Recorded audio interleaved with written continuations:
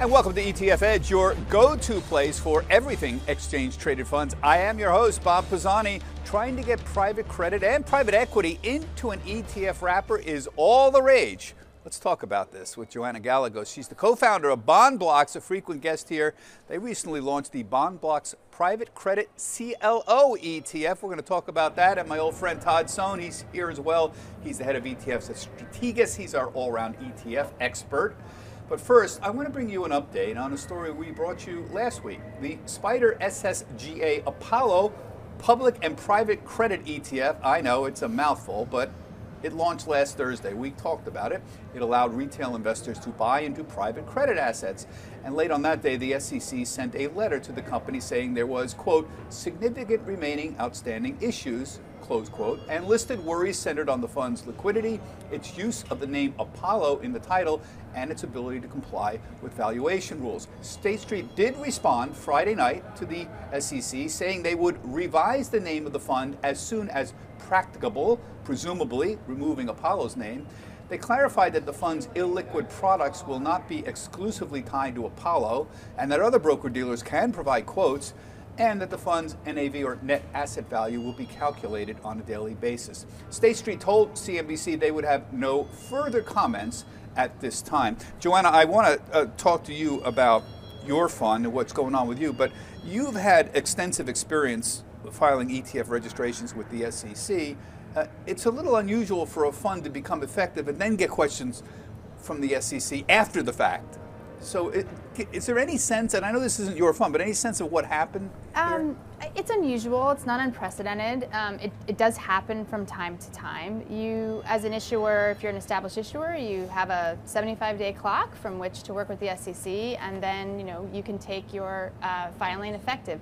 Most issuers work with the SEC to satisfy their concerns, because mostly the important thing here is that investors on a follow-on basis know how to conduct due diligence on your fund, understand what your fund's doing, and it's totally clear what's going on in the fund, and your prospectus reflects that. So that's what that process is about.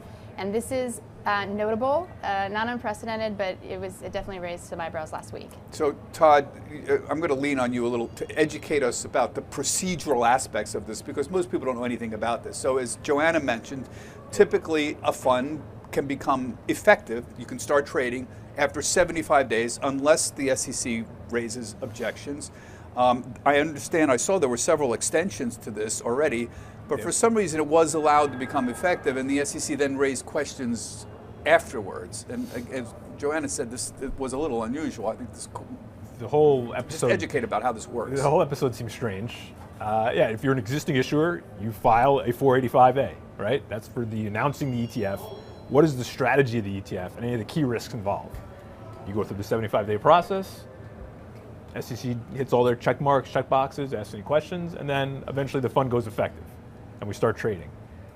For some strange reason, none of the questions were really addressed publicly. And what I find out is why, they mentioned that other counterparties are going to be involved with the fund instead of just Apollo. That Apollo is going to provide 3 bids per day, I think in 15-minute intervals or something like that.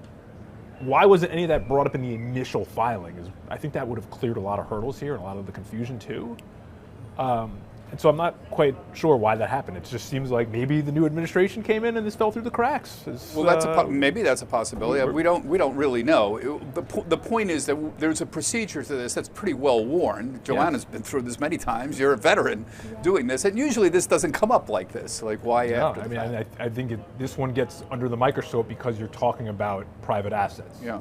I think if this was just a standard vanilla equity fund, it would have been figured out, and we should point out, a blip on the radar. State Street responded, and we didn't hear back from the SEC. I presume presumably everything is, and it's trading today. Presumably everything they're addressing their concerns. Yep, it looks like it. It looks like they're going to file their responses publicly. There were some requests that it actually go through the avenues that allow the public and the investing public to read exactly their responses. Edgar is the official filing on the website where you can see what they're saying, and not just personal correspondence on an email, for example. That's right. So there'll probably be more transparency into exactly what's going on and clear up the confusion, help investors understand what's going on with that product. Okay.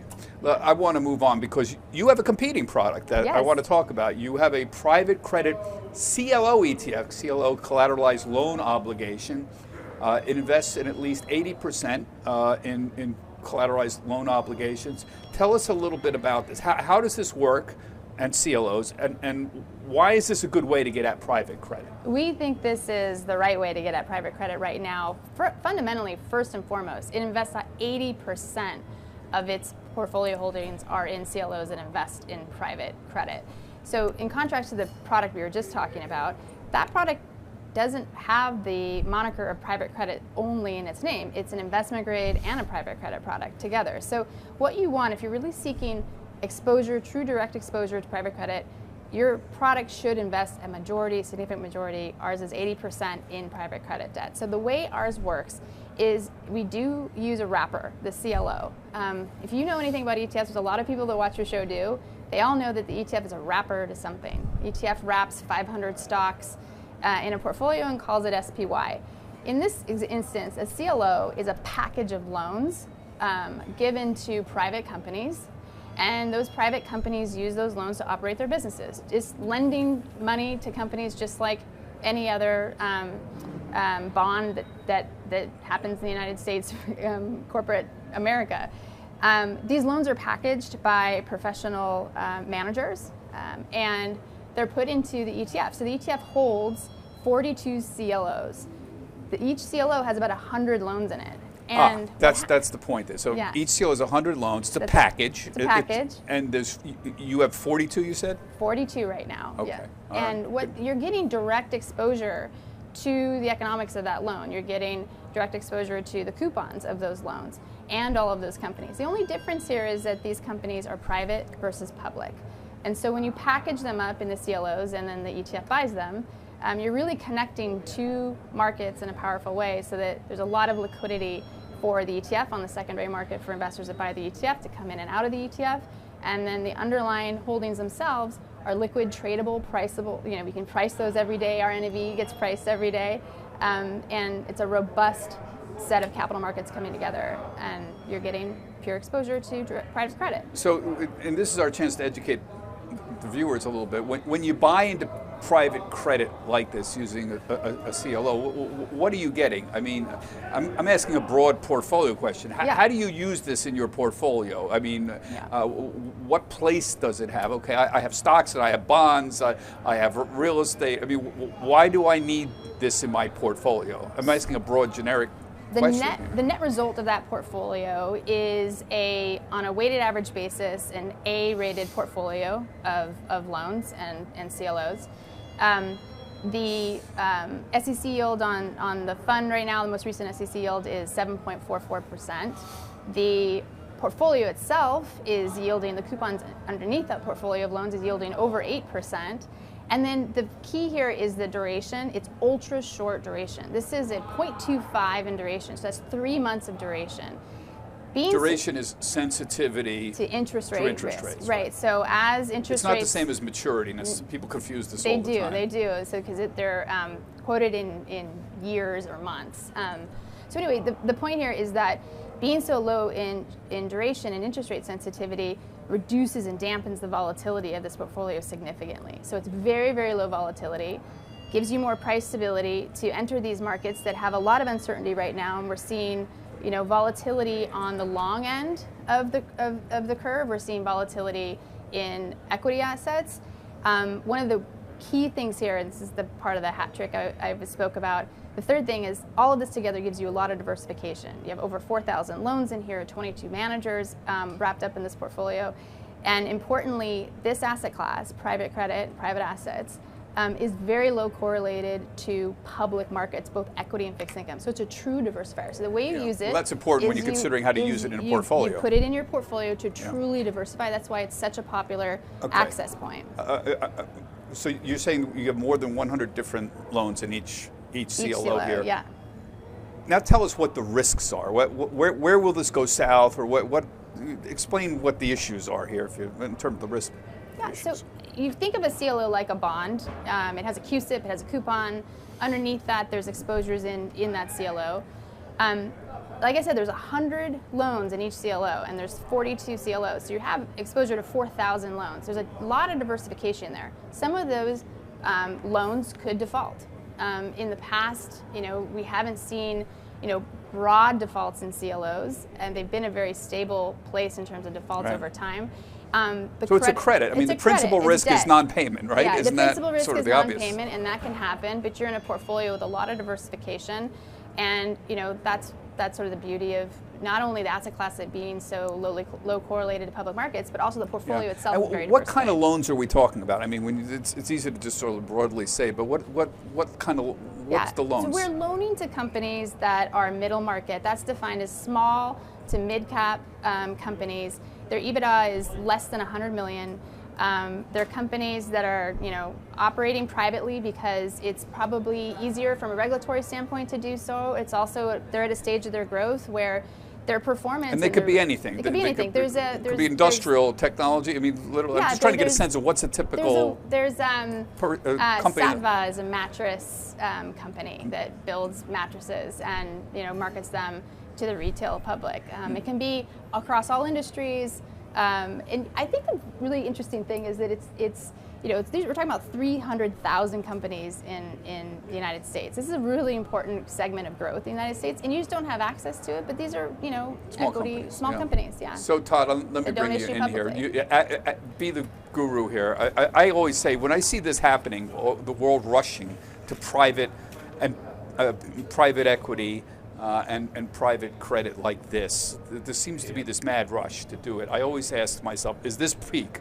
Fill in the blank. Is this peak whatever? Right. Is this peak private credit? Are we in the late stages of the alternative credit cycle, or am I just being a little too professorial here? Wall Street is great at making supply of something when there's demand. Supply. Oversupply. Oversupply. We've seen it happen time and time again in the ETF industry. The distinction is on the quality of the product, right? So I can look up the CUSIPs in Joanna and Baumblocks' product and understand what's in the ETF. I look at this new ETF from State Street, and there's about 7 holdings in there that I can't even Google. I Google it, nothing's there. Good luck finding out what you own and what the risks are there. So I have a problem with putting really opaque assets into the ETF. When there is information there, then I say, okay, we're not at peak private credit, but perhaps peak opaqueness. Maybe that's the right phrase to think of it here. Like there would be room for things like what Joanna has, where it actually makes sense for diversification. But when you start putting assets without any sort of paper trail and understanding what they are, that's how does the creation and redemption process work? If you have to buy more or sell more of these CLOs, how are you obtaining them? There's a robust market for CLOs, a secondary market. Essentially, these are loans that have been repackaged, from managers like Ares, Blackstone. They've made their initial loan, they repackage them, and they sell them again. So there's a robust secondary market to buy these CLOs. Our portfolio is, as defined by the SEC, has a very liquid profile in terms of basically, our portfolio managers can go out and add more CLOs or sell more CLOs as needed. In this case, the creation redemption process is in cash. A lot of funds in fixed income operate that way, and there's been a lot of innovation because the whole category in CLOs and ETFs is bigger than just this private credit ETF, and that's getting to be closer and closer to what the technical side of in-kinding is happening. So the markets are connecting and they're developing together, and they're facilitating this overwhelming demand in CLO exposure and ETFs that use them. Todd, I'm wondering, I brought this up last week on Halftime Report, and people were saying about whether or not there was a simpler way to go out and do this. We had talked about this last week. We were talking about private equity, and one of the things that you could do is you don't necessarily want to buy the private equity. You want to buy the private equity companies, not their products. So, you want to look at, KKR, for example, or there's some ETFs that invest in PSP, which is the Invesco Global Listed Private Equity. They actually invest in like KKR, right? Which is the company that actually goes out and tries to deal with these companies. They invest, Ares Capital, they do deals with small and middle market companies directly. There's different ways. My point is, there's different ways to attack this. And it's fairly complicated to figure out, if I want exposure to private equity, how do I get it? There are different ways to go ahead and do that. The easiest route is through listed private equity names, right? Yeah, KKR, for example. KKR, PSP, PX, I think is the other one. Yeah, That's Ares, the simplest Capital, route. ARCC. The other way, if you're an investor, is, okay, if I want SpaceX, well, buy a company like Rocket Labs, or buy an ETF that has the space theme in it, because they'll probably trade like SpaceX, or whatever other credit. If there's a credit card name like Klarna out there, you can go that route too, to get the benefit. I'm not a fan of the ETFs out there that have the private assets in them that don't get valued every day. I think that's a little odd and against what ETFs have been about, which is transparency and liquidity. So I think you just have to look for the parallels to what's out there, right? And go through the ETFs that have the exposure to that category. Yeah. So private equity and private credit, I'm going to just get a little deeper in the weeds here. They're part of what we call alt investments. Okay, alt investments is a big category. It includes not just private equity and private credit, but also things like venture capital and hedge funds, for example. But these alt investments for decades have been criticized for charging very high fees, for example. There's been some academic research indicating they don't really outperform at all, despite all this hoopla and this mystery about, oh, we got to get in. Do alternative investments add value at all? I'm trying to think of it like Jack Bogle would think about it. Bob, what are you buying here, and is it really giving you some kind of outperformance, or what is it doing? Most people don't need it. If you have a diversified portfolio of 5 low-cost ETFs, you're pretty good, right? The only case I can make for is... Sound like Jack Bogle for crying. I won't argue with Bogle there. The one area that I think is really interesting, and maybe I'm a bit envious, is just sports ownership. Sports teams are the only thing that have not gone down in the last 20 years. How do you get into that? Yeah, that's hard. But that's for only about... But if it's true what you're saying, how is it that alternative investments have grown so much? I mean, how have, for example, pension funds and other institutional investors been convinced they need to add alt funds to their portfolio? It's the red velvet rope that... Joanna, come on, what do you weigh in here? We don't believe in the velvet rope. We believe in connecting markets and solving these problems in valuation and creation redemption to fix that velvet rope problem. This is the first time a product like this has been offered to the public, in terms of, like, normally you'd only have access to if you were a high net worth investor or an institution. The other types of vehicles that these are in are interval funds. They sure will allow you to come in as much as you want on the creation side, but they'll lock you up on the redemption side. And I think that the trying harder and innovating is what the ETF industry is about. I feel like this is the same comfort level you should have here. Is in the early 2000s, when small cap equities started to trade in an ETF, or emerging market equities started to trade in an ETF, we heard the same pushback: high yield ETFs. Oh, you can't price that, it's too expensive. And then the ETF connected that market in a way that allowed investors to participate, drove the prices down in the category in terms of distributed funds. Right. And so I take a big issue with a red velvet rope. I think that what you're seeing being put into some products that feel like direct investment, we were talking about the other product earlier, may not actually be the right structure or the right exposure if you're trying to offer a lot of diversification or a lot of exposure to those direct access. You just need to solve the valuation issue. You need to be more transparent. Yeah. So we heard the same things in active ETFs. Nobody wanted to put their portfolio out there. No one wanted anyone to see what they were trading. Right. But you get his point. The sooner you do that, and Steve Weiss the said more you this can on interact halftime. with it. Does the average, investor, retail investor, need to go into something like this? It's a fairly dense structure to understand. It's tough for people. I mean, what I can appreciate about the PCMM is the low duration aspect, because duration has not worked in 3 to 5 years, right? So that makes you get the yield, much lower volatility, smoother ride. So What's the fee, by the way? 68 basis points, PCMM. So again, that duration's 3 months. It's yielding, high 7s at this moment. The portfolio securities itself, the SEC yield is 7.44. It has 3 months duration, and it has low volatility. And so that's a cake and eat it too product. People have not had access to it. It makes sense in a portfolio. People should have access to power power tool like that in their portfolios. So yeah, it's a good point. Yeah. Complicated subject, folks, but we try to explain it on television, and we bring in the best people in the business, and I mean the very best people in the business here on ETF Edge. And that does it for this week's ETF Edge. My thanks to Joanna and Todd. We've asked Todd to stick around and provide more insights into ETF trends for the rest of the year. We're going to pick his brain. That's coming up on the ETF Edge podcast. And remember, you can see all of our shows on our website, etfedge.cnbc.com.